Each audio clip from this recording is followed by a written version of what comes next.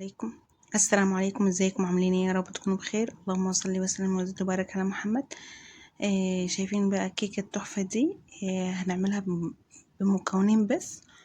على فكره دي لا بدون لا فيها فرن ولا بوتاجاز ولا اي حاجه، دي على البارد.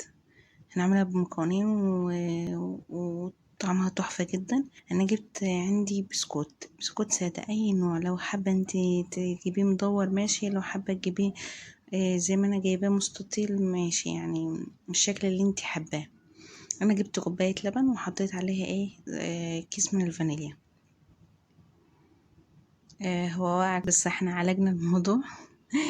فهنحط الفانيليا، هبتدي اقلب الفانيليا. طبعا الكيكه دي ما فيهاش سكر خالص، هو اللبن والفانيليا والبسكوت هو بس.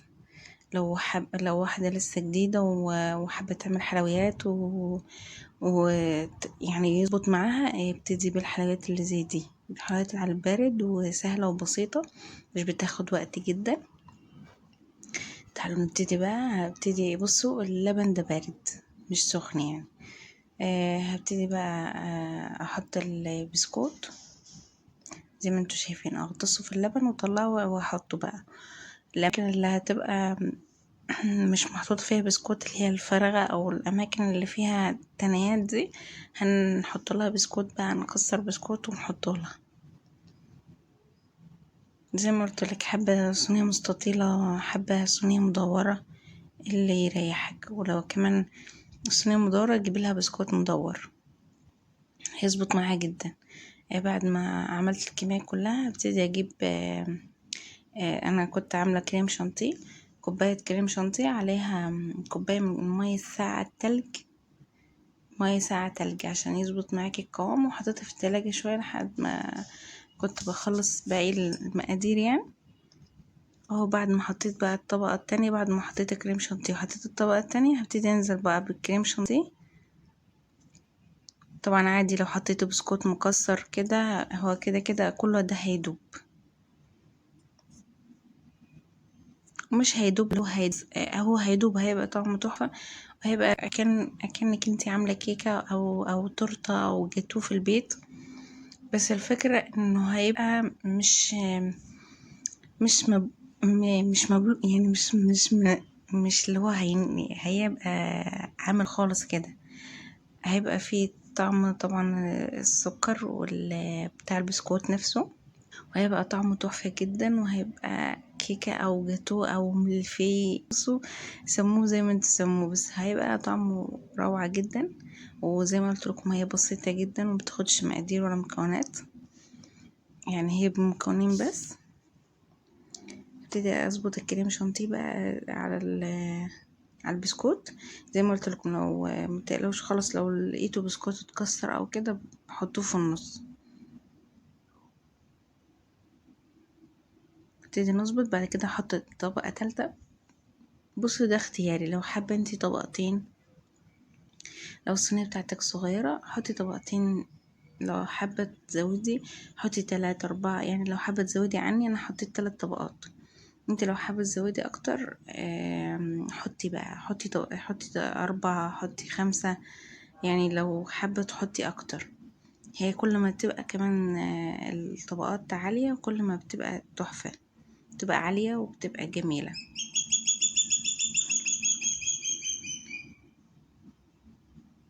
بس هبتدي ارص بقى البسكوت.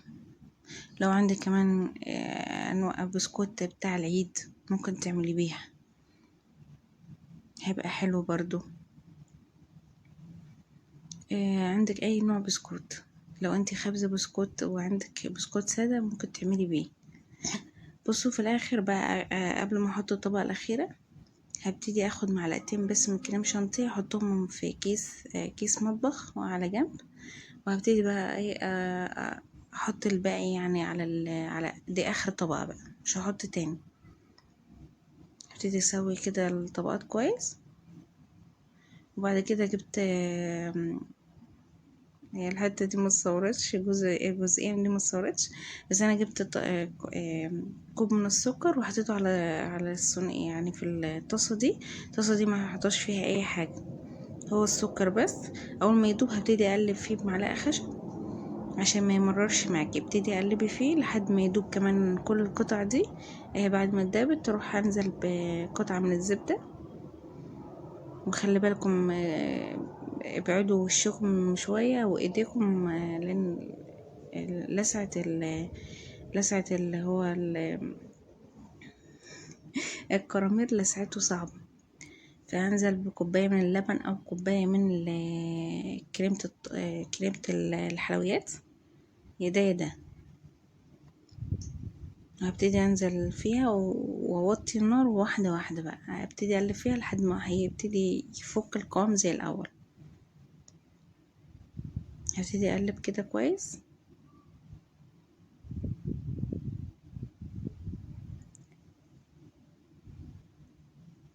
ابتدي اقلب فيه حبة حلوين كده لحد ما اتاكد ان هو فكي خالص. وبعد كده احط رشة من الملح.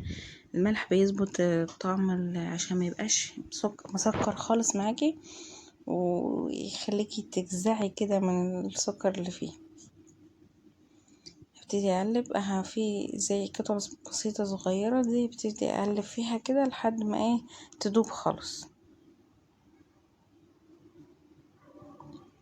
اهو. بعد كده حطيته في بولة على جنب، اسيبه يهدى خالص. وبعد كده حطيته في التلاجة عشان يبرد، عشان لما اجي انا ودي كنت والكيكة دي كنت حطها في التلاجة.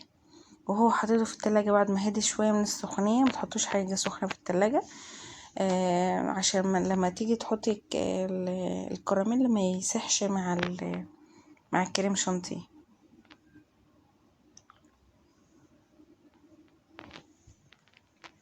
ببتدي اسويه كده زي ما قلت لكم، ده في التلاجة وده كان في التلاجة برضو.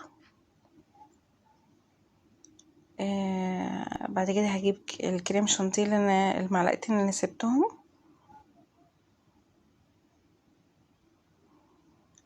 بسويه وبظبطه في الصينية. بعد كده هجيب بقى زي ما قلت لكم الكريم شانتيه اللي انا كنت سايباه في الصينية. ابتدي احط بقى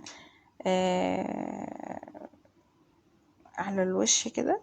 وهبتدي اعمله بخلة الاسنان. هيبقى شكله حلو جدا، وهيبقى الشكل اللي انتوا شفتوه في اول الفيديو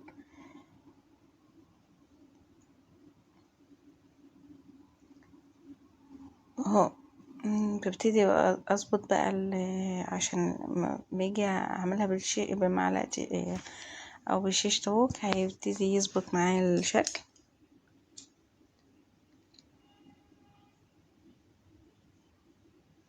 اهو. بظبط الشكل عادي كده كده. هو هيظبط في الاخر بالخله. ما تقلقوش يعني، بعصاية شيش طاووق او بخلة الاسنان المتوفر عندك اعملي بيه.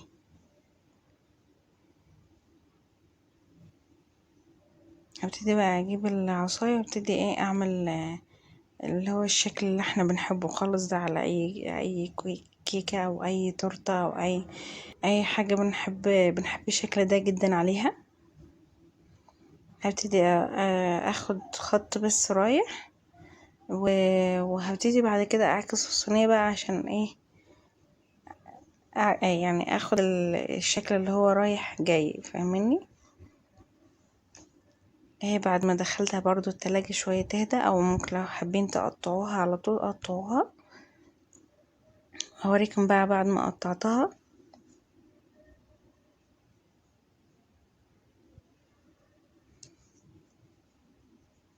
هوريكم السمك بتاعها وهوريكم الطبقات اللي هي فيها كريم شانتيه تحفة يا جماعة. ما تتخيلوش ان دي معمولة بالبسكوت، البسكوت واللبن بس، مش عاملين فيها اي حاجة تانية. ومكونات سهلة وهتبقى حلوة جدا في الحر اللي احنا فيه ده. هيظبط معاكم جدا يعني. مش عاوزين نشغل فرن بقى لان بيخلي الجو حر في البيت. شايفين بقى تحفة جدا.